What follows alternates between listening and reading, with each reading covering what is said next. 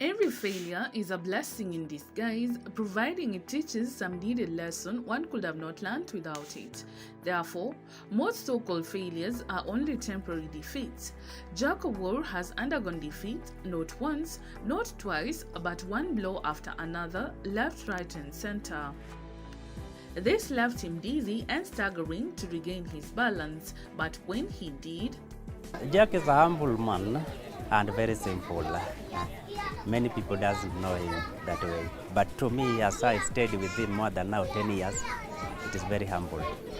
The time he was starting the project, it was not a big deal to him, but it was a big deal to the society. Say that ataweza. Hiyo ndio swali ambayo ilikuwa hiyo wakati. Lakini alikuwa na maono, na hiyo maono aliendeleza bila kuangalia nyuma. Mpaka saa hii imefika hapo.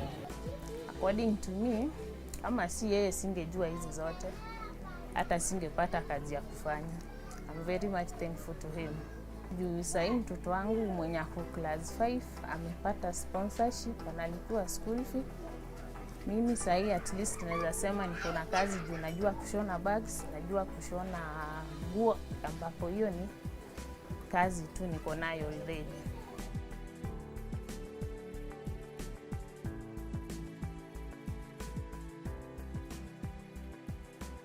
Basically, I have maybe 3 stages of my childhood. I was born to a very lovely family. My dad was a professional accountant when I was born. So, but I only had 3 years of interaction with my dad, so I didn't know much. My mom was paltry, a housewife. So when I had to go to the village, I was a village boy, so I was raised in the village, and when he died, everything had to go to the village. So my uncle took care of me. So I'm from Siaya, and then I found myself being brought to my uncle who took me in Homa Bay. So I've stayed like about 20 years in Homa Bay. So that's how from the Homa Bay, I did my primary, and then from primary and high school. And I got a chance to be at Catholic University for my university. Because I came to Nairobi during those times when I was doing my undergraduate. That is mean. But life was very like a shamba boy, kind of. But Nairobi taught me a little of a trick on how to live.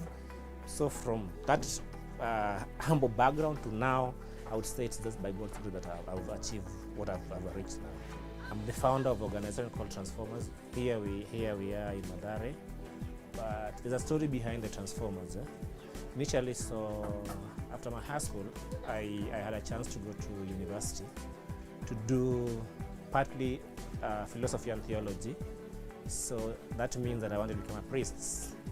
So I had some 7 years of training as a theologian and as a philosopher. Then from there I proceeded to, I didn't manage so well to go to, I dropped. I was told I didn't have a vocation to priesthood.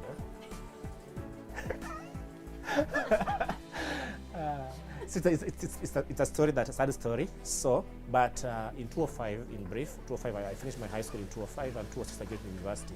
So in the year 2006, I lost my mom at a tender age when I was in class 8, and my sister, little sister, because we're only a family of 3. So I'm the firstborn, secondborn, and the lastborn.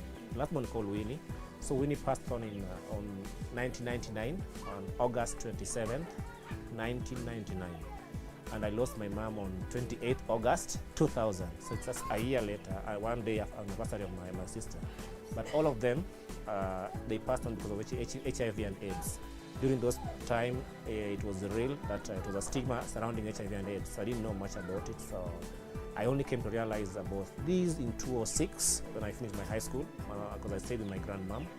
So she told me about the story and why I lost my heart because I lost my dad when I was 3.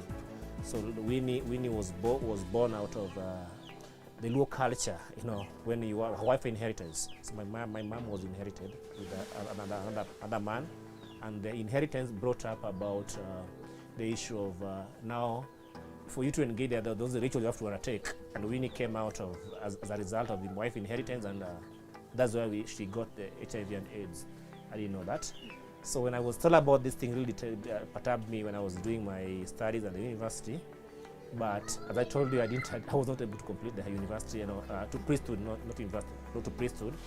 I found myself having to drop from high school and from university, and then coming back to home, start now digging. Because then I was told, you can't become a priest.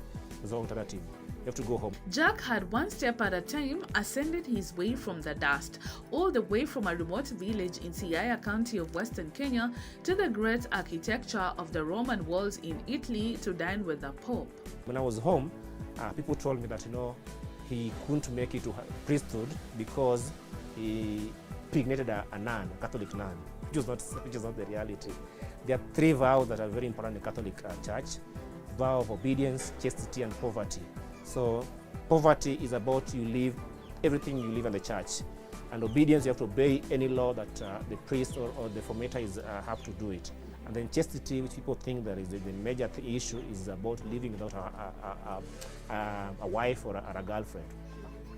But to me, mine was about, a little bit of obedience, because I felt that philosophy and theology, it really opened my mind, and I used to question things, and that didn't go well with the formator. And I learned my lesson. God saw a potential in me further than what I would be confined to the priesthood and doing some, doing things under the rule of the Catholic Church. But now I still am, as a Catholic, yes, but now I'm doing things that are really makes me feel better. And I learn at the same time, because it has also made me aware that each and every individual has a unique character. And the slum, people forget that slum is a good place. They think that slum is just a bad place. So I wanted to write the story that here we have everything, and I don't regret having to leave priesthood. I'm so happy. And today, I know I will never become a priest. Maybe if my son, my daughter will be able to become a priest, that's okay. But with me, I'm serving the best place currently. This was a huge blow. He came crashing down in slow motion as he rolled downwards. He up closely watched and smelt his yesterday's unsettled dust of his feet he had left behind upon the steps of the staircase he once climbed upright on his way up. It was a good life. From there I was given a free scholarship. They paid for me my university, everything that I was doing, where I was staying, everything was free. And I used to live like a king and travel around. I travel around both in Africa and outside Africa to give me a platform to learn. So when everything dropped one night, I had to come back to Kenya and to go back to village and start digging. I was like, for me, I was not welcome in the family. And through friend James, who was here, I came to Mathare, and he welcomed me. When he was staying with James, James used to give me 20 shillings because he used to start, he was just a private security officer. So I would be given 20 shilling Kenya shilling. That's for my breakfast and lunch. Evening he would come up with maybe 50 shillings and then do something that, to me, that was a real life situation. I stayed here in Mathare without a penny, but I've seen people, and I think I want just to give back to community, because I've stayed here. Mathare has really opened my life, my horizon of thinking. It has made me aware that anybody, you can able to achieve it, whatever you can become whatever you want, so long as you have the a good mind, a good intention. I came to meet Jack early 2009 when I came to Nairobi to search job. We introduced each other, and we found that we are sharing one thing in common. The place he learned in primary school is the place I learned in primary school. At that time, Jack have dropped from the university. I took him as my brother. We stayed until he went back to school. Upon completion, he came with the idea how we can transform the Mathare community. It's where we started the transformer. This now came as early as 2018. But the real project started at 2019 during the COVID-19, where we now can promote the image of transformer, and now transformer can be well known even in the world due to the website. So the idea he came with is to empower women and youth. Our clients are from both Mdaiga, we have Kitusuru, we have Karen. People are really taking our product, and those clients are also been able to give us their friends through referral, that they said that these women have done a good job, so we can also give you more. It is at this point that Jack came to a realization of who he was called to be. On that note, he picked up his broken pieces and began a hero's journey with an lecture. I started this organization at 2018. I started Transformers, and basically Transformers really, because I wanted a way through which I can be able to give back to community in remembrance of my mom and my sister, and as a son of Mathare slums and even informal settlement, I wanted to write a positive story about the slums. Because you come to slums today, you think about mugging, about prostitution, you think about all bad names about the slums. So when I got a chance and I shared the idea with how to start a tailoring program for women, I got friends who gave me four machines. And again, some even added like one machine here. Then I bought few, like this one I bought, this walking foot, and that one I bought. And we started now producing. We train these women. This is the second cohort. I'm thinking about doing third cohort. First cohort has graduated.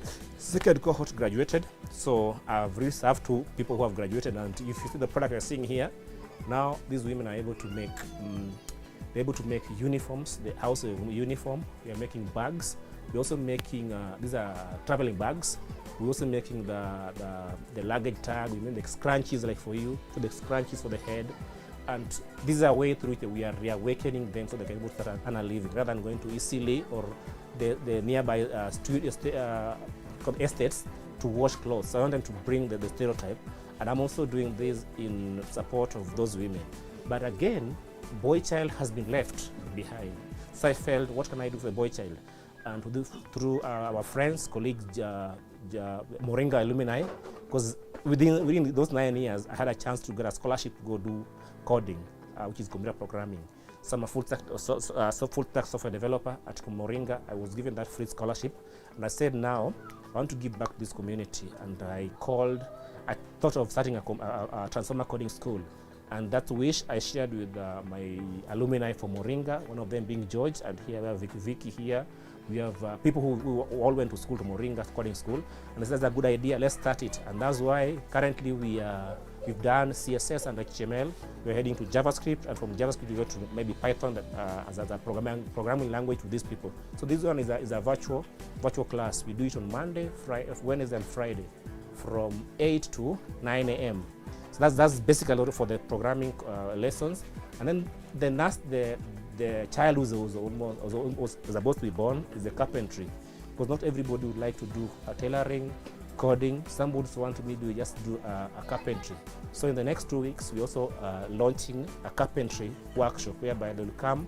I'll be able to train 4 ladies and 3 boys on how to make furnitures for free for the next 3 weeks. By the end of August, you'll have the first graduate graduating. I've trained these women. Apart from the tailoring, we used to do business literacy. So I have a group that we usually do merry-go-round. You call it merry-go-round, but they do they are saving. So I have those groups, 3 different groups.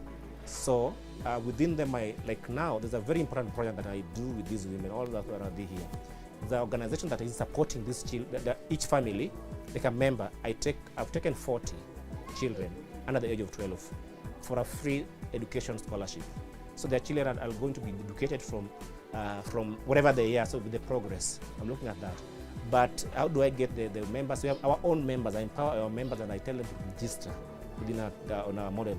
At the same time, I'm trying to develop a model whereby you can register virtually, and then we check on you, and then we respond promptly.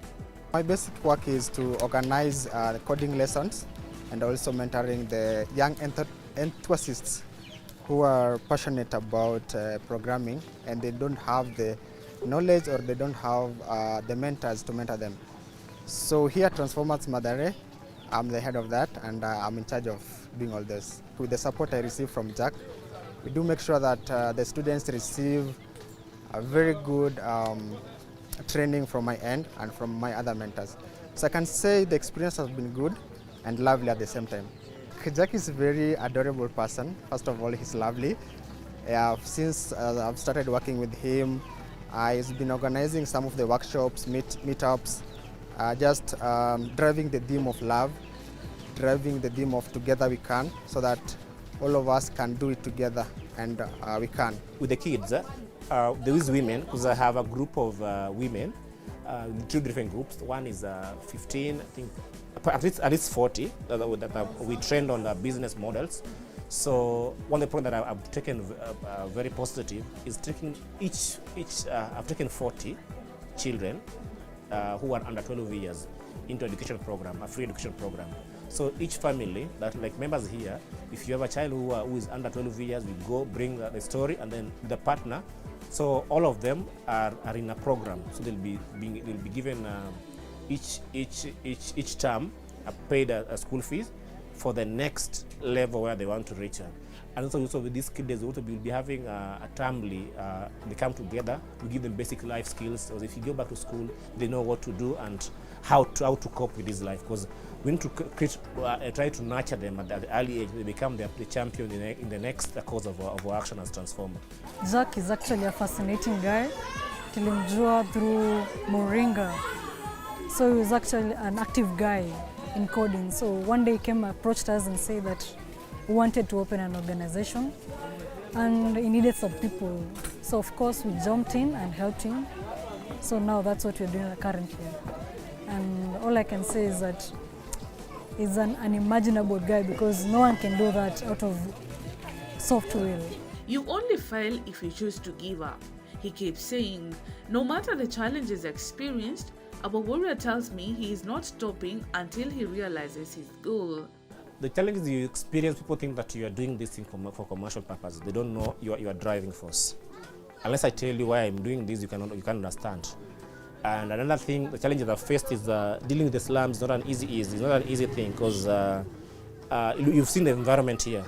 Well, we are very welcoming, but at the same time, people have high expectation in terms of this. So it might be a deterrent in terms of delay, in terms of delivery services, but I know in a nutshell that this is very important. And a bigger challenge we have is the space, because as a major thing, you don't have the space, because if you can have a space and we provide, we can be able to set up the real architecture that I have a dream that I don't have. I have a dream of having not only this, because you can have all these things, but your life is not high. You're not healthy. Where do you go? You need a hospital. So I'm looking at my biggest achievement will be setting a resource center full equipped with both the technical aspect and the health component of it. Because because somebody, my uncle and my grandmom were able to support me in terms of education. If that were not possible, I would not be achieve anything. So I want to give back to them and this community with those two models. So a resource center is more than just the technical aspect. It's also about the health aspect. So both the resource center, we're having the technical and the health facility on it. So if you are sick, you go there. If you get this thing, because if you look at this, it's a small space, and you don't have first aid kids are not here, insurance issues are here, but it's the slums. So we want to write a new story about the slums. You only fail when you give up. That is my thing. And I will tell you anything, even you, whatever you are doing, you only fail when you give up. So giving up has not been my option. But as I said that, wherever I face a challenge, I go back to myself and I just have retreat. And even sometimes it's find I have high expectation of my team here. They don't deliver. I feel I know we should do this. Sometimes I just say no. I just leave them alone. Go reflect and come back with a set mind. That's why I say I don't regret having left for the priesthood, because philosophy really, I did philosophy and psychological part of it and sociological part of it, so it helped me now to know how to deal with my different situation in life. The future is super bright. It can't be any other way. Changing one life at a time, the transformers are slowly but surely shedding light into the dark caves of poverty. Biggest vision that I have now in the next, the long term now, is to have purchase a space and build a community resource center, transform a community resource center, whereby we're going to host all these things in one space and create a more employment and more opportunities to our community.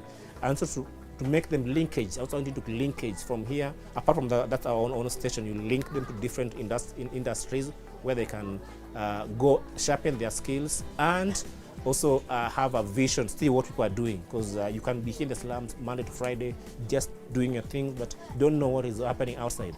For the coding space, I would like to have a physical space of having laptops, having computers, and then giving these people a stipend, because now most of them have us volunteering. So if they can be able to put them into a salary, there is a motivation factor that I'm also looking in the future. So if we can have these and there are people who are able to join this journey, I welcome everybody, so we walk a journey of together we can. Advice. I want to encourage Jack to continue without looking backward, because where he came from is far. If he keep on moving the way it's moving, it will entirely transform Mathare, Ruaraka as a constituency, Nairobi as a county, Kenya as a country, Africa as a nation, and the world. Namwambia tu asante, kitu amenifanyia asinifanyie mimi peke yangu, afanyie tena wengine wakikuja, hata wao pia wapate kitu ya kufanya. Continue doing what you are doing. That's lovely. Continue transforming the lives of our slums boys, and I'm here to support you, and I hope that with the vision we have as Transformers organization, that is equipping almost 1 million slum dwellers with coding skills. Keep it up, man. To Jack, all I can say is he can continue doing what he's doing, because he's an inspiration to many. For the viewers, I would like to say Mathare slum is a hope, a place with a lot of potential. Don't look at Mathare slum as a place where we have prostitution. Most of you think that Mathare slum is a place of mental retarded people as a hospital. Here in Mathare slum, we have people who have gone to school, people who have graduated, people who have master's degrees, people who are just, life has oppressed them. But with you and me, if we come together, let's come and plant the seed of hope here in Mathare. And I'm calling upon you that come as a transformer. I have a vision with my team here. I want to build a community resource center. This resource center is able to put the tailoring component here, we'll put the computer coding here, carpentry, also put a bakery, and above all, I want to be able to have a hospital whereby all these our children can go and have a healthy living condition. So together we can come and plant the seed of hope.